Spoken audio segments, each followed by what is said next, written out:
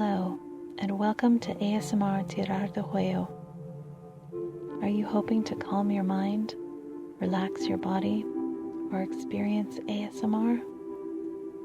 Dr. Andrew Michaels is here to help you. Things have gone sideways for Dr. Andrew Michaels. Stopping to help some people in distress while escorting his unique young friend to the university campus, the doctor and the werewolf have since been missing for several days. It seems they have been seized by an unexpected adversary.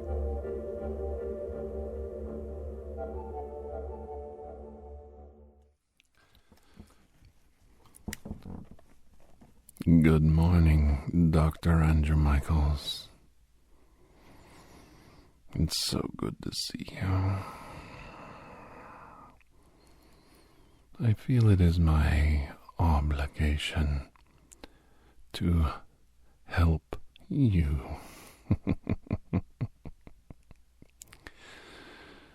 And in so helping you, I will give you the chance to tell me where my dearest Clarice is.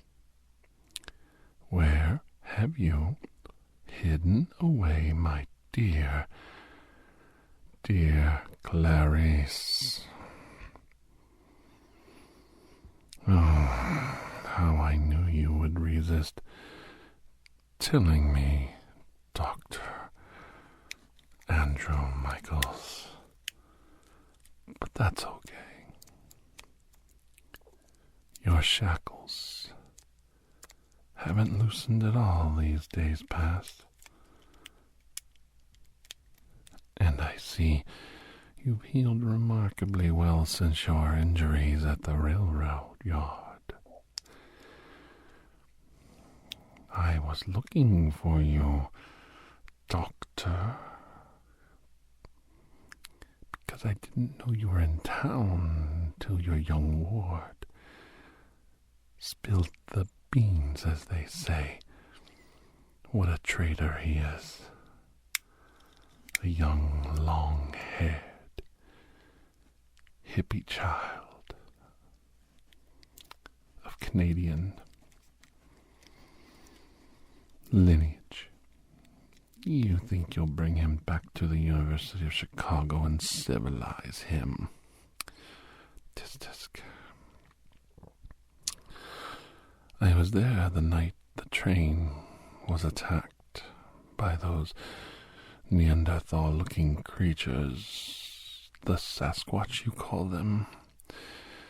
I had just made my way to your train car, and I was ready to pounce and kill you. That's right. I wasn't going to risk a confrontation with you. I planned on killing you for what you've done to me, taking away my dear Clarice.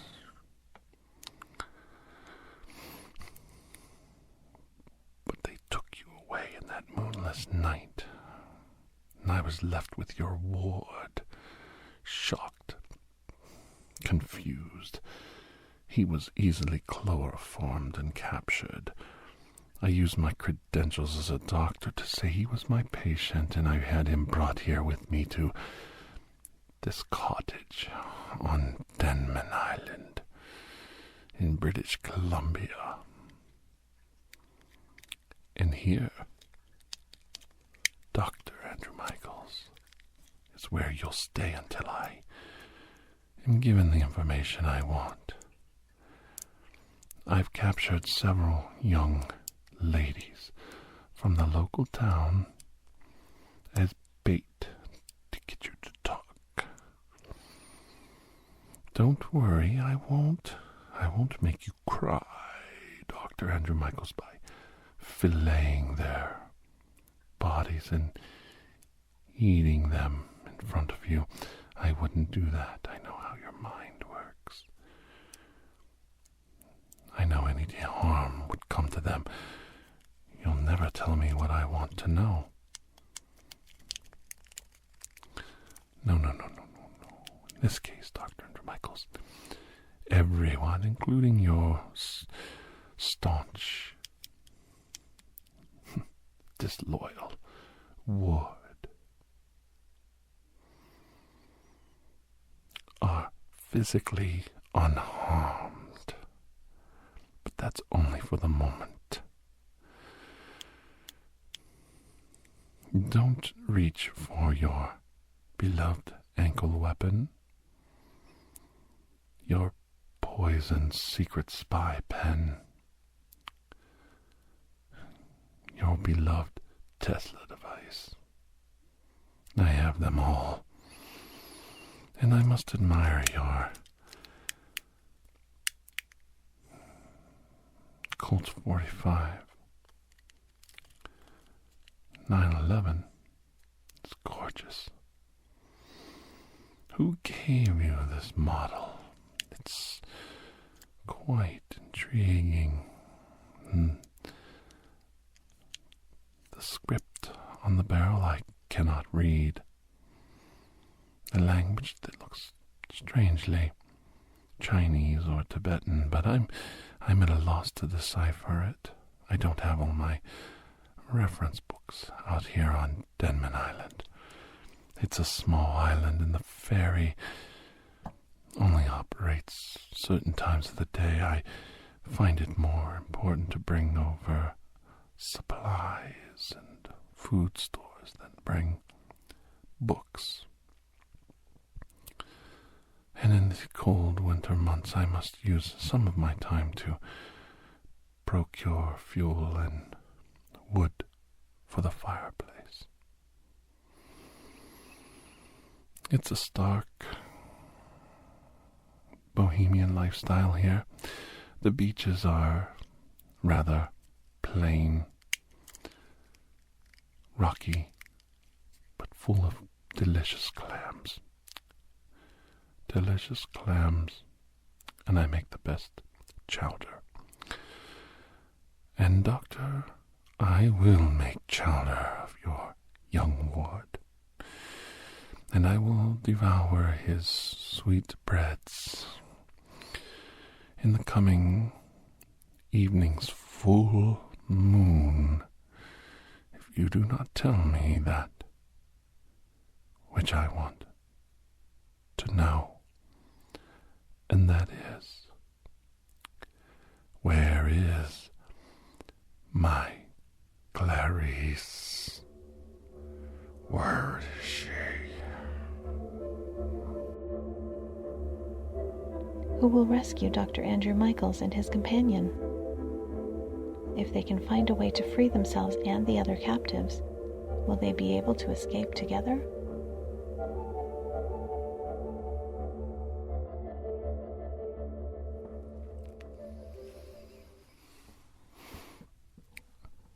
I awoke in the room. The single light hanging by a string above my bed. It took me a while, as I heard the train go by, to realize I was not in some far-off, makeshift hospital room. I was indeed handcuffed to the bed. A small IV adding fluid to my body. I don't think I was tranquilized, but I was still a little shaky. The injuries I procured from the Bigfoot encounter still hung over me, but I felt strangely alive. I looked down at the cloth the Sasquatch had given me, and I realized I was healing some strange ancient magic. Herbal medicine was helping my body heal at a very incredible rate. Were the Sasquatch the original shaman of the werewolf clans of British Columbia? I couldn't sort it, but I heard a voice. Oh my God, I heard a voice. The voice of someone I thought was dead But I've learned a long time ago that enemies of mankind are very good at faking their death, and mankind is all too eager to close the book on them. There he was. I knew him as Marvin. Marvin looked strikingly like me. He had an injury and fell down the stairs, caretaking for his mother. When he awoke, he thought he was the serial killer, Hannibal Lecter. I know this is impossible to believe, that a man would think he was a raving lunatic, a high-functioning sociopath like Hannibal Lecter, that would be his choice of alternate personalities. But there it was. Marvin spent years of his life trying to mold himself into the visage, demeanor, and nature of Hannibal. It was quite frightening to behold his transformation. And when he escaped the mental institution that we held him in, I feared the world would pay for our mistakes, letting him loose, letting him escape. But I see that I haven't had to wait long. He always blamed us at the hospital for stealing away his Clarice. He thought his mother was Clarice, as we took her away from him screaming. His beloved mother became his beloved Clarice, and his insanity was complete when she drove off, out of sight. She had stumbled upon his symphony of horror. Many bodies piled up in the basement where he stayed. Marvin was a troubled individual, a sad man, a lonely man, kept in check by his penchant for nudity and depravity.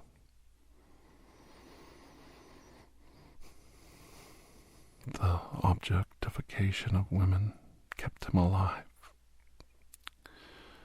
But his mind now had completely snapped. And here I found myself in his clutches.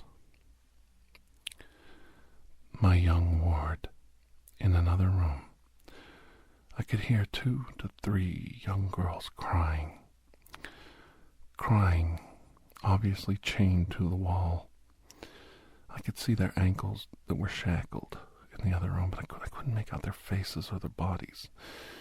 To be in the clutches of a serial killer is a very scary situation, but to be in the clutches of a serial killer who is threatening to kill a young juvenile werewolf who's under stress and never been outside of his family's home and tribal area before,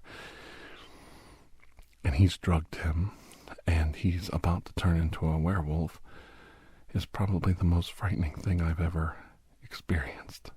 And I was in World War II, and I saw a lot. This was going to be a bloodbath. If his werewolf metabolism couldn't overtake the drugs that were controlling his mind and altering his body's ability to check reality, he might see the 3 girls as witches, demons, sirens in the night,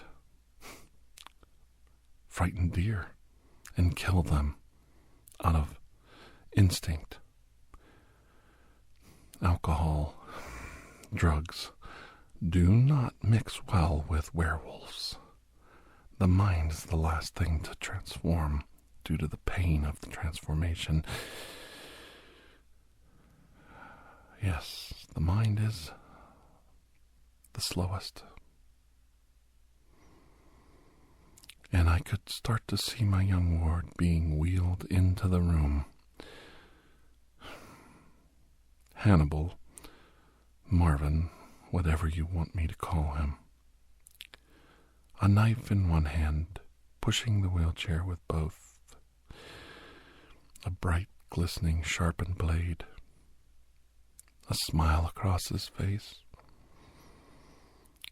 Dragging behind him as he finished bringing the young man into the room, shackled to the wheelchair, feet and legs all completely held. The tight grips of the manacles. I kid you not. He said the boy wasn't harmed, but I could see blood from where he had wrenched himself trying to get free. The boy had a strong will, and that anger was not going to be sated when he transformed until he tasted blood. And in this case, it could be my very own. He drug in a small metal table with bowls and various surgical equipment on it. Marvin had no medical experience whatsoever. He was a hack at killing people, and he was even worse at cleaning up after himself. This was going to be disgusting if it got out of hand. I only had one shackle, that one on my wrist. The other one was a simple threaded cloth tie, probably so that he wouldn't damage my arm when he was putting the IV in. I had no plan of attack, but I noticed I could get my hands on the cord for the IV fluid. It was on an old, rickety-looking, tripoded stand above my head. If I could pull it down at the right angle, I might be able to harm Lecter enough, get him to drop one of his tools, and cut my one arm loose. It was possible. Who knew? But I had to try. So I waited. I tried to figure out the angle. And as Hannibal walked towards me, I waited for my moment. He leaned in closely, threatening me with the knife, knowing that that would have no hold over me. He leaned in close and did the most foolish thing. I could not believe he did it. He actually laid the knife down on my chest, turned to the young ward and said, "I'm going to cut him from head to tail if you don't tell me where Clarice is." That was my moment. He turned around, and in that second, I grabbed the cord for the IV and pulled as hard as I could. The heavy cast iron tripoded stand fell forward, the top bar coming down and going directly into his shoulder, piercing him. I couldn't believe it. It was a perfect strike. The weight and the fall of the object and the sharp, thin tube that held the IV bag up penetrated his shirt, went right into his shoulder, shocked him, and as he turned to jerk away, he thought he was stabbed or shot. He stumbled, ripped the tripod loose, and it got hooked on the bed, and it tore down his back. He thought he was stabbed. At that moment, he stumbled blindly, fell backwards, and hit the curtains to the far side of the room, ripping the curtains and the curtain rod down exposing the night sky, and, oh my Lord, exposing a full moon lie right outside the window, and the glistening light across his bloody shoulder sliding down the window as he fell to the ground, grasping his shoulder. That reddish tinted light through the glass, I could see it across the face of the young ward I brought there. I was too late. The transformation had begun. I pulled on my right arm, the one with the IV, and I was able to get the handle of the knife in my hand. Flipping it over, I was able to, even though I cut my hand, push the blade under my arm, between my arm and the cloth, and slice the bond on my right arm. With my right arm loose, I started to scream at the young ward, "Calm down, it's going to be all right, calm down. It's your friend, I'm your friend." Lecter, Marvin, whatever you want to call him. Don't worry, he's not going to make it out of the room this time. Tried to stand up and slipped in his own blood. That's when I realized he had urinated all over his pants. It was an amazing thing to see. This vaunted, self-made serial killer literally pissing himself in fear and anger and pain. He stood up and crashed into the metal table across the room. He grabbed a large, evil-looking pair of forceps and a scalpel, and he says, "Time to die, Dr. Andrew Michaels, time to die," not realizing the convulsing ward in the wheelchair was the real threat. Once again, he had turned his back on the attack, and it was a glorious attack. The young man severed all the bonds at the same moment, and he exploded out of the wheelchair. It shattered, bent metal and wood spraying across the room, the shackles popping from his ankles and his wrists, the chair completely unrecognizable across the room. He turned just in time to see the transforming werewolf bring his top canines directly down onto his forehead.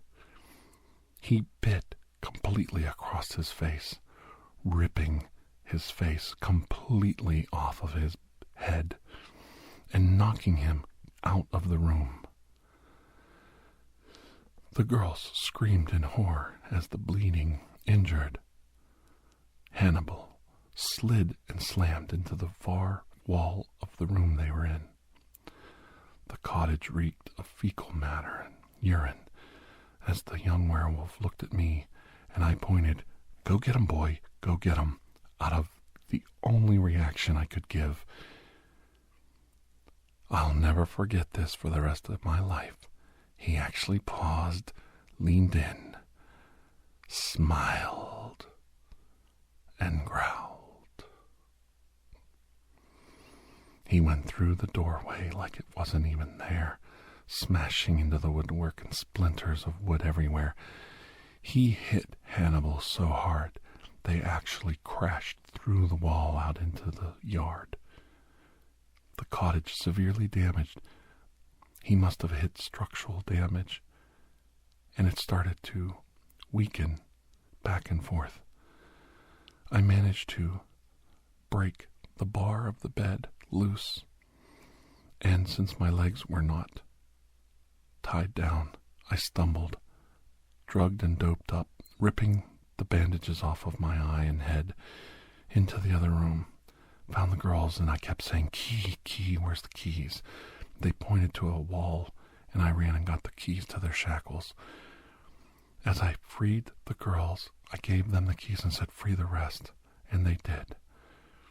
Now free, we went out the front door, trying to ignore the evisceration, the complete disembowelment that was going on outside the hole in the wall. As we got outside into the moonlight, the young juvenile werewolf stood up and howled in anguish, howled in triumph, howled in justice for what he had done. I couldn't see nor hear a word out of Lecter. With a final growl in his eyes in the moonlight, he looked at us. I said, "Try to remember who you are. Try to remember who I am," hoping some memory in his mind had not yet transformed and left him. I couldn't see acknowledgement, but I saw his actions told me all I needed to know.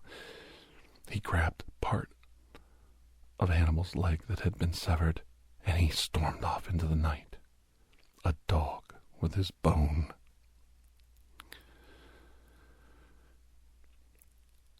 The same keys that held the shackles held the car keys. I threw the girls in the car and we tried to head into Denman, to someplace, somewhere, down to the ferry, anywhere, just to get human help, just to get somebody to make a phone call.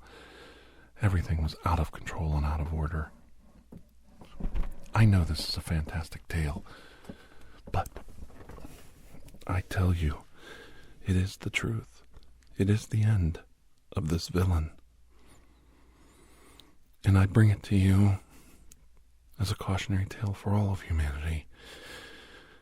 You must never, ever, ever contest those things that you do not understand.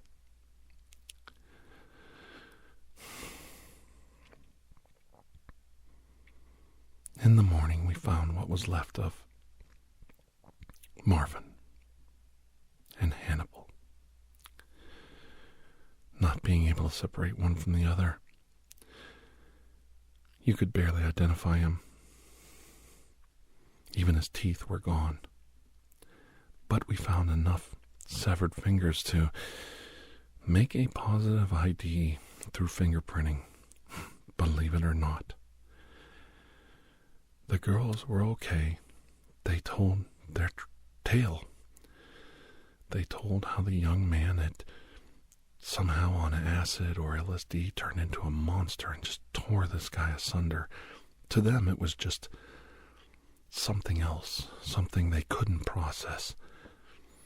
They didn't even comprehend it as a werewolf. They thought it was a young Native American going insane from the drugs that the serial killer had pumped through his body. Some kind of strange adrenaline rush.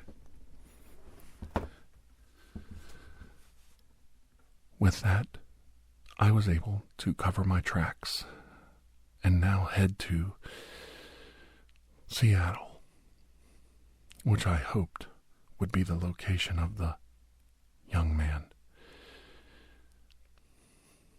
You've heard of werewolves of London and werewolves being loose in England and France, Paris. I had a werewolf loose in Seattle, a rainy, cold town, and it was going to be a full moon that night.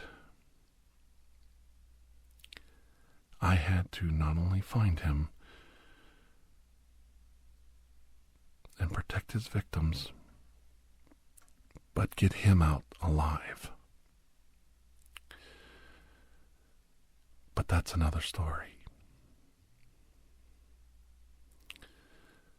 Until I see you again, please have a most blessed day. Good night.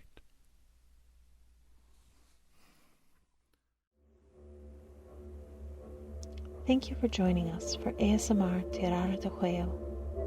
Please take a moment to rate and review this podcast. If you are interested in additional ASMR content, you may view our library of videos at youtube.com/TirarADeguello. The theme song, Atlantis, is by Jason Shaw of audionautics.com and is used by permission. Correspondence, including questions or requests, may be sent to TirarADeguello@gmail.com. On behalf of Dr. Andrew Michaels, thank you.